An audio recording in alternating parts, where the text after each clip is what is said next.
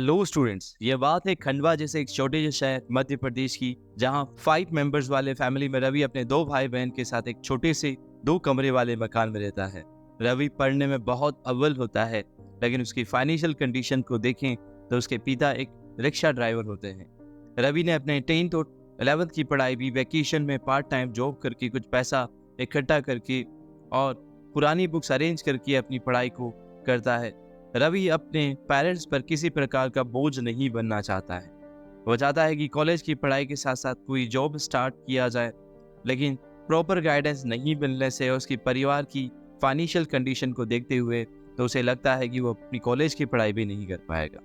अब वो चाहता है कि अपनी कॉलेज की पढ़ाई को ड्रॉप कर दे, लेकिन उसके एक स्कूल टीचर उसे एग्ज़ाम के बारे में बताते हैं, जिसका नाम होता है एसएससी CHSL, मतलब combined higher secondary level examination, जिसकी एलिजिबिलिटी केवल 12th पास होती है, और वह भी एक गवर्नमेंट जॉब, मतलब एक परमानेंट जॉब। ये एग्ज़ाम ऐसे सभी स्टूडेंट्स के लिए बेस्ट है जो शुरुआत से ही कुछ करना चाहते हैं और अपने पेरेंट्स पर किसी प्रकार का बर्डन नहीं बनना चाहते हैं।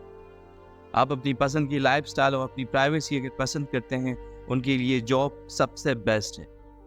इससे बेहतर कोई जॉब नहीं हो सकती। इसमें आप LDC, मतलब lower divisions clerk, junior secretarial assistant JAC, postal assistant, DEOs मतलब डेटा एंट्री ऑपरेटर पोस्ट के लिए इंडियन गवर्नमेंट अपने वेरियस डिपार्टमेंट के लिए एग्जाम कंडक्ट कराया जाता है। और तो 12th में कोई सर्टेन परसेंटेज की नीड नहीं। हाँ, लेकिन आपकी पोस्टिंग इंडिया के किसी भी स्टेट में हो सकती है और वैकेंसी भी हजारों की संख्या में होती है। जिस समय ये वीडियो मैं बना रहा हूँ उस समय अभी वैकेंसी ओपन है, जो 8 अप्रैल 2024 को ओपन हुई थी और जिसकी लास्ट डेट है 7 मई 2024। यानी कि स्टूडेंट्स, अगर आप 7 मई 2024 तक के लिए फॉर्म फिल कर सकते हैं रात को 11 बजे तक। अगर हम देखें पे स्केल को भी अगर देखें तो लोअर डिवीजन क्लर्क का जो पे स्केल्स है वो 19,900 से 63,200 का होता है। उसके बाद डेटा एंट्री ऑपरेटर का पे लेवल्स देखें तो 25,500 से 81,100 तक का, और जिसमें लेवल 5 में ये पे लेवल बढ़ के 29,200 से 92,300 का हो जाता है, और जिसमें data entry operator grade A का पे लेवल जो है 25,500 से 81,100।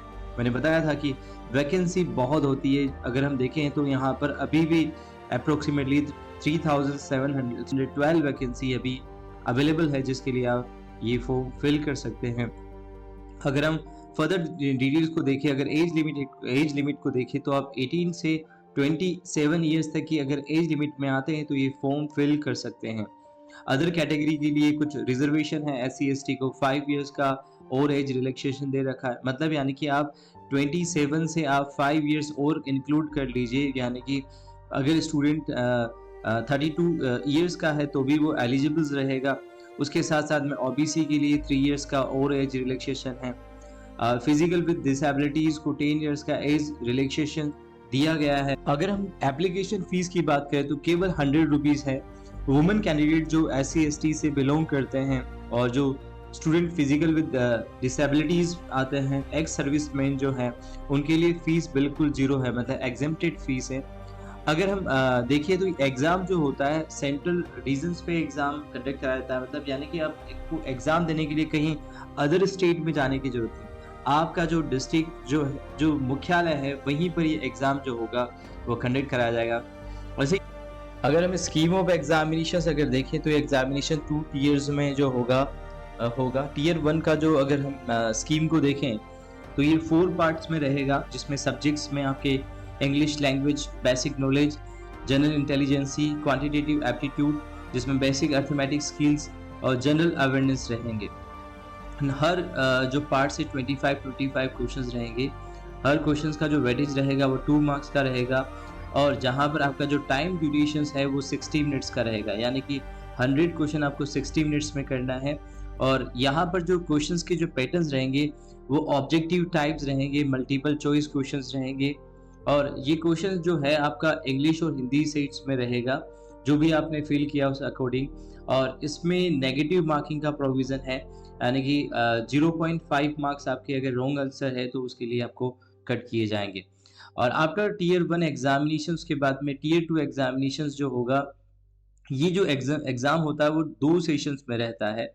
अगर यहाँ सब्जेक्ट्स के अगर देखें तो ये एग्ज़ाम जो होगा आपका 3 सेक्शंस में रहेंगे और हर सेक्शंस में 2-2 मॉड्यूल्स रहेंगे। सेक्शन 1 के अगर हम मॉड्यूल्स फर्स्ट को देखें तो यहाँ पर आपको मैथमेटिकल एबिलिटी से रिलेटेड क्वेश्चंस और मॉड्यूल 2 में आपको रीज़निंग और जनरल इंटेलिजेंसी के क्वेश्चंस रहेंगे।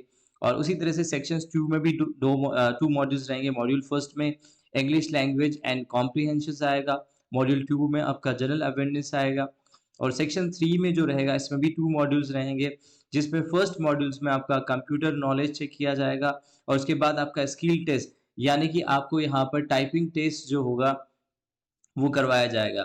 अगर हम देखें यहाँ पर नंबर ऑफ क्वेश्चंस की देखें, तो यहाँ पर अगर पहले सेक्शंस फर्स्ट को देखते हैं तो यहाँ पर 60 क्वेश्चंस रहेंगे और जहाँ पर मैक्सिमम मार्क्स रहेंगे वो 3 मार्क्स का रहेगा यानी कि 180 मार्क्स का टोटल रहेगा 1 आवर्स में ये जो होगा आपका सेक्शन और उसी तरह से जो आपका सेक्शंस 2 रहेगा उसके अंदर भी टोटल नंबर ऑफ क्वेश्चन 60 रहेंगे। हर क्वेश्चंस का जो वेटेज रहेगा वो 3 मार्क्स का रहेगा यानी कि 180 और ये पूरा जो सेशंस होता है ये 2 आवर्स 45 मिनट्स के अंदर होता है और सेक्शन 3 के अंदर आपका जो टाइपिंग से रिलेटेड है और कंप्यूटर नॉलेज जो है उससे रिलेटेड क्वेश्चन पूछे जाएँगे और यहाँ पर नेगेटिव मार्किंग की देखें तो टियर 2 में हर क्वेश्चंस के लिए 1 मार्क्स जो रहेगा वो नेगेटिव रॉन्ग आंसर के लिए से किया जाएगा।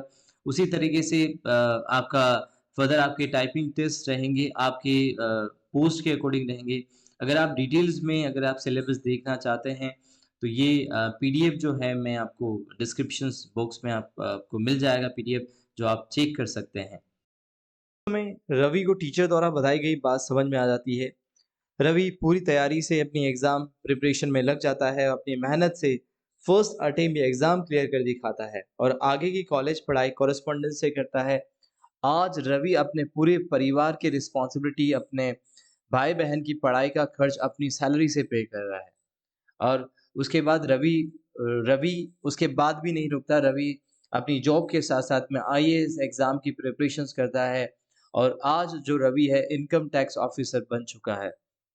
तो स्टूडेंट्स, आप भी ऐसी अपॉर्चुनिटीज़ को मिस नहीं करें। अगर आप 12th एग्ज़ाम अभी दे चुके हैं या आप क्लियर कर चुके हैं, तो ये वैकेंसी आप सब लोगों के लिए है। अगर आप 6 मंथ भी बहुत तन्मयता से अगर आप प्रिपरेशन करते हैं, तो हो सकता है कि आप इस गवर्नमेंट जॉब में आप सेलेक्ट हो जाएँ।